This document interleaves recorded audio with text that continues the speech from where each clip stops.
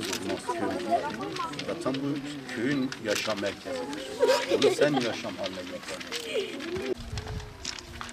Bizim keçiler hiç ayrılmıyor.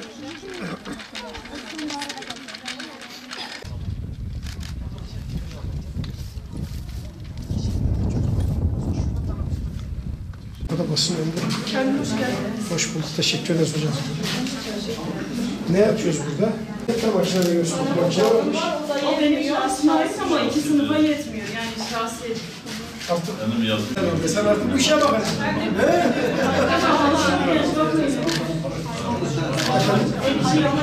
Hocam bir yardım istiyoruz da yani şeyler.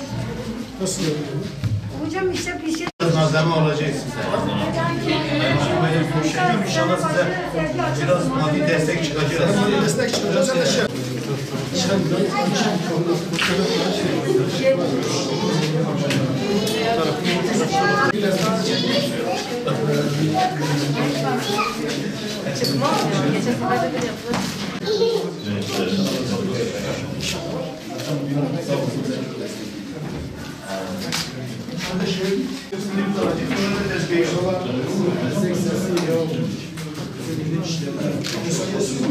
Diktir bu, tızdır, iğneler, araç gerekçeniz.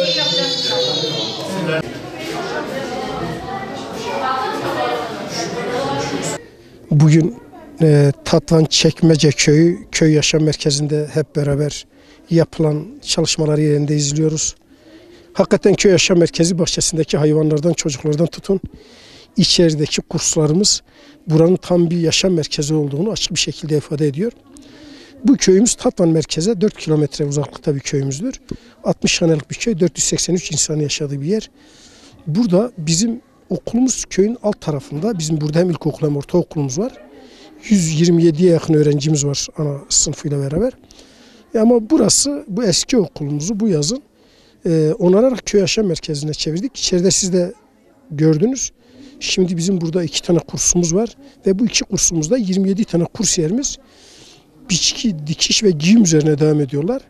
Tabii buralar sadece bu hanımefendilerin biçki dikiş kursu için değil, beyefendilerin de arıcılık, bahçe, meyvecilik, ondan sonra hayvan yetiştiriciliği vesaire bu alanlarda ihtiyaç duydukları her türlü kursu buradan bizim arkadaşlarımız halk eğitim merkezi üzerinden kendilerine verecekler. Şimdi bizim Bitlis genelinde 37 tane köy yaşam merkezimiz var ama bunlardan 8 tanesi direkt köy yaşam merkezi olarak inşa edilmiştir.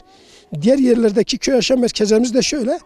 Bizim mevcut olan okullarımızda hem bir yandan öğrenci eğitim öğretimine devam ediyor, hem köyde ihtiyaç duyulan kurslar halk eğitim merkezleri üzerinden açılıyor.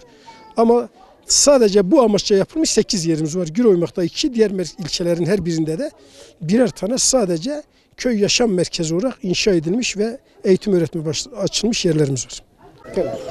Funser çavar atına ev gönde koyamlığına bağliyet tetvanı çekmece 4 kilometre tetvanı. Dırda daha mektebime yek mektebe kime ilkokul ve ortaokul evi hizmet etki. Ev mektebe mekevin civi havini emser xabitin köy yaşam merkezi mevektir. Vilayetime de 36 habjivan köy yaşam merkezi ha.